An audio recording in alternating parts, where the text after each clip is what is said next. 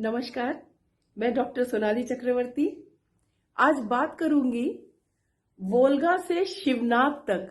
जी हाँ, आप सोच रहे होंगे कि वोल्गा से शिवनाथ तक की बातें क्या एक ही सांस में की जा सकती है?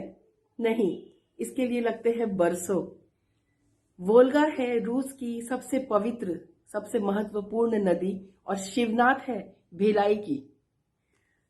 भिलाई की सांसें कहना चाहिए, भिलाई की जीवन धारा। वोल्गा से शिवनाथ तक नाम की इस किताब को जब मैंने पढ़ के खत्म किया, शायद महीनों में, ये किताब मेरे पास बहुत दिनों पहले आ गई थी। मोहम्मद जाकिर हुसैन की लिखी हुई ये किताब जब मेरे पास आई तो मुझसे कहा गया कि मैं इस पे अपनी समीक्षा करूं। मैंने कहा मैं समीक्षक नहीं हूं, मैं अपनी पाठकीय प्रतिक्रिया अवश्य दूंगी। लेकिन आज जब मैं इस किताब पर बात करने के लिए प्रस्तुत हुई हूं, तब मुझे नहीं लगता कि मैं इस पर कोई भी तरह की प्रतिक्रिया, समीक्षा या कुछ भी कह पाऊंगी, क्योंकि मैं सिर्फ भाव विभोर हूं। मुझे लग नहीं रहा है कि मैंने कोई किताब पढ़ी है, मैंने इसे जिया है उतना ही जितना कि उन रूसी लोगों ने जिन्होंने भिलाई को बनाया, भिलाई को बनाने में, यहां तक लाने में अपना योगदान दिया और जिया है जाकिर हुसैन ने। जाकिर मेरे भाई हैं, मेरे क्लासमेट हैं, मेरे बैचमेट हैं, मेरे बहुत अच्छे मित्र हैं और ये काम जाकिर ही कर सकते हैं जो भिलाई की पुरानी सी पुरानी बातों को ऐसे याद रखते हैं, कलमबद्ध करते हैं। वोल्गा से शिवनाथ मुझे लगता है भिलाई के हर एक बच्चे को पढ़वानी चाहिए। बिल्कुल इसे कोर्स में लगाना चाहिए। वो लोग जान सके कि जिस भिलाई शहर को हम जीते हैं, प्रयोग करते हैं, यहाँ रहते हैं, इसकी चीजों का उपभोग करते हैं, ये भिलाई बना तो कैसे। वोल्गा से शिवनाथ पढ़ने से वो जान पाएंगे कि ये सिर्फ एक बड़ा सा पथरीला, रेतीला, बंजर पड़ा जमीन था जहां पीने को पानी भी मयसर नहीं था। ये हम पहले की कुछ ही पंक्तियों में पढ़ सकते हैं। जब रूसी इंजीनियर्स, वहां के स्पेशलिस्ट यहाँ आए, उन्होंने कहा कि हम द्रुग में उतरे। ये भी बड़ी रोचक कहानी है। हम बचपन से अभी तक, मेरे ख्याल से 90 के दशक के हम सभी बच्चे आज तक दुर्ग नहीं बल्कि द्रुग कहते हैं। और मुझे इस किताब को पढ़ने से पता चला कि रूसी भाषा में वे लोग भी द्रुग कहते थे। उच्चारण की उनकी अपनी समस्याएं थी, लेकिन द्रुग का अर्थ रूसी भाषा में होता है मित्रता या दोस्ती। ये पढ़ के मुझे कैसा लगा, ये बात शब्दों में बयान नहीं की जा सकती। ये रूस और भारत की मैत्री संबंध का सबसे सटीक, सबसे ताकतवर, सबसे सशक्त परिणाम है हमारा भिलाई इस्पात संयंत्र।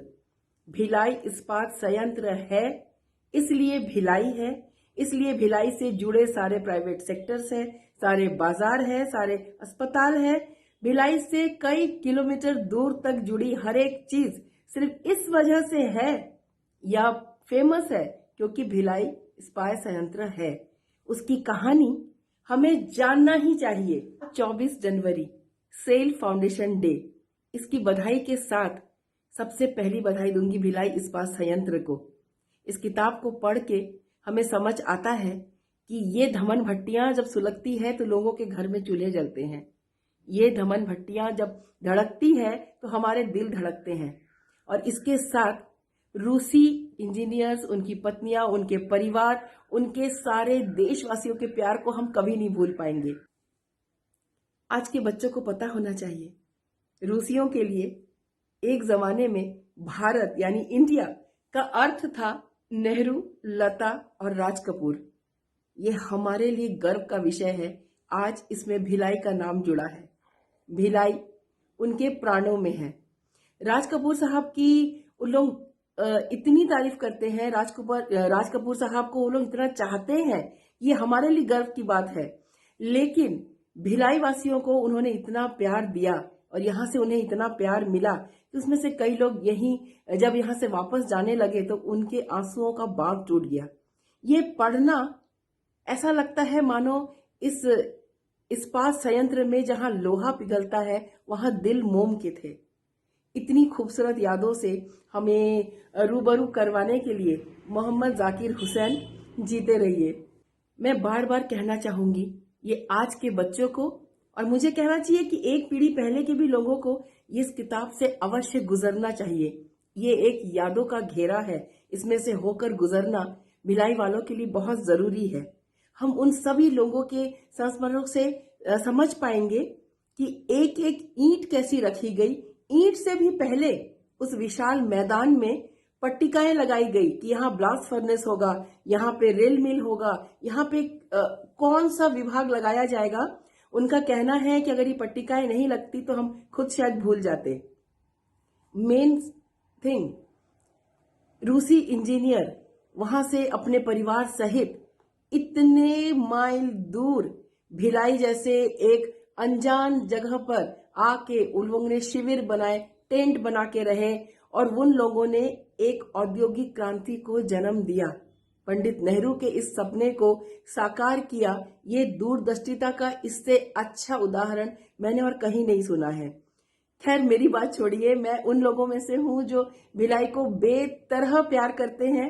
मैं इस पूरी दुनिया के जिस भी शहर जाऊं, जितने भी खूबसूरत स्थान चले जाऊं, द्रुग स्टेशन पर उतर कर मुझे लगता है कि घर वापसी हुई, और यहां मुझे कोई डर नहीं। इससे सुंदर कुछ नहीं। मुझे लगता है बच्चों को बताना चाहिए कि सेक्टर 9 अस्पताल कैसे बना।